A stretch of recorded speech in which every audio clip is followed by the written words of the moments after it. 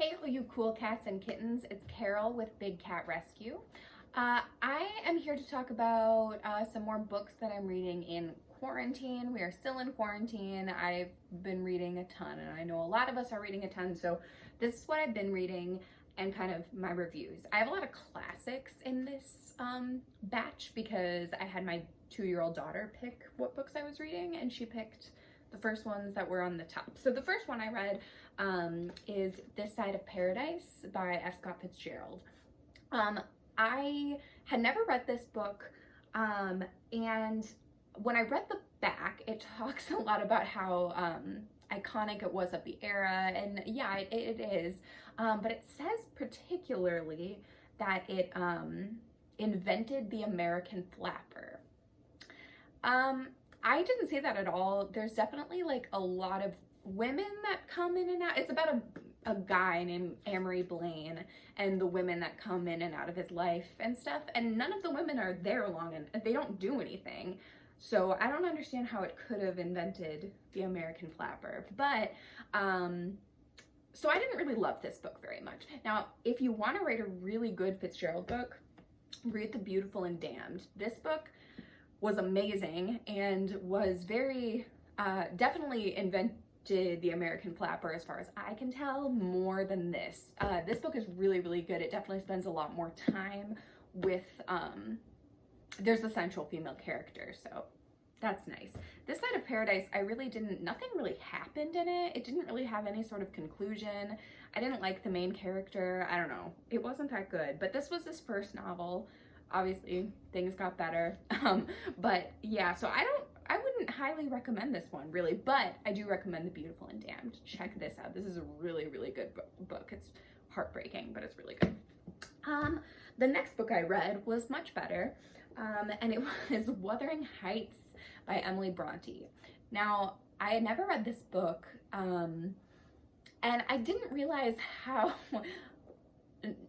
unlikable all of the characters are, but even though they're all unlikable, I still really like this book. It was kind of wild. Like, a lot of stuff happened. Heathcliff is like terrible. I don't understand, but it kept me invested. I wanted to know what was going to happen. I kept turning the pages. I read it super fast. And it's not a super long book. It's like 300 or so pages, but I really enjoyed this. It was really good. I was surprised by how terrible the characters were, but it's pretty easy to follow along with as far as a like older classic book goes. So yeah, I would recommend this. A lot of weird stuff happens in it, but I would recommend this one. I think I gave this one 4 stars on Goodreads. I really enjoyed this. The next book I read, was The Scarlet Letter by Nathaniel Hawthorne. Now, I had been wanting to read this for a while. I got this book in a subscription box that I no longer have, which was Coffee and a Classic. So they sent me this a while ago. This was the last one I got. And I've been wanting to read it for a little bit, and the only knowledge I really had of this book was from Easy A, so that was kind of all I knew.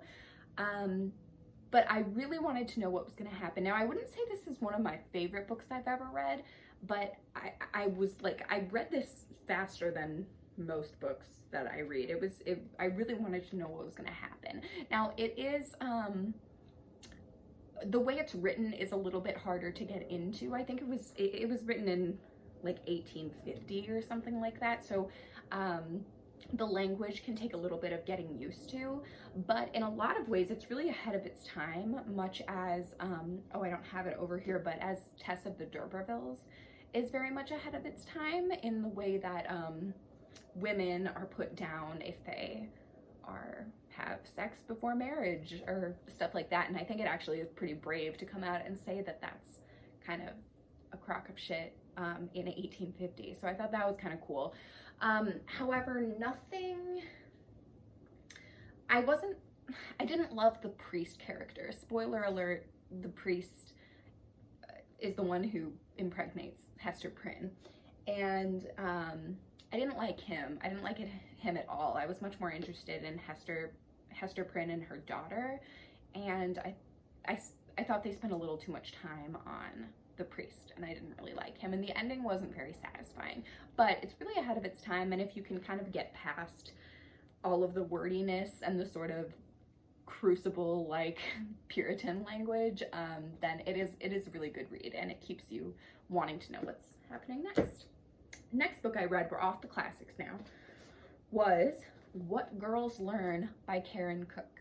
Now, this book, I think I maybe started a really long time ago, but it's nothing life-changing. It's not a book that's like gonna, you know, you're gonna remember for the rest of your life, but it was really good. It's about this girl, Tilden, and her sister and her mom, who move in with her mom's new boyfriend, and kind of just navigating that and navigating being a young girl, and then their mom gets sick, and then navigating that.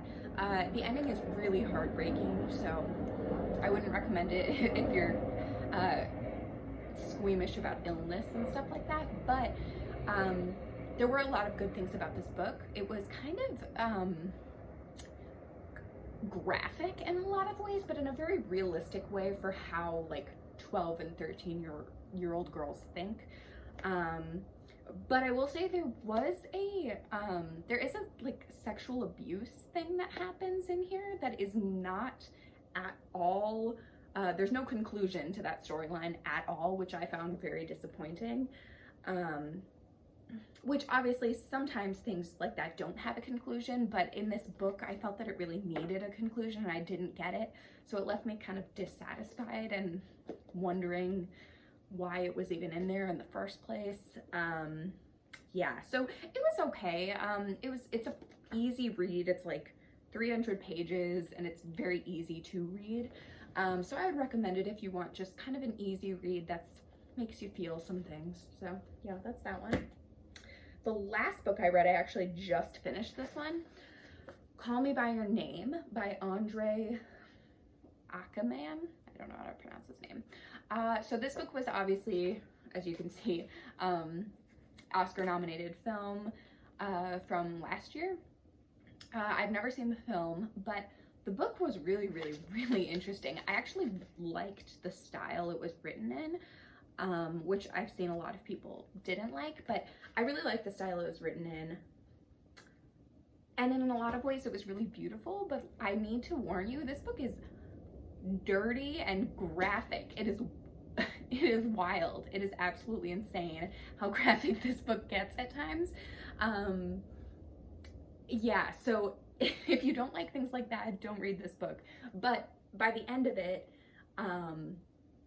I thought it was really beautiful, and I was really happy I read it. I think I gave it 4 stars, but I was at 4.5.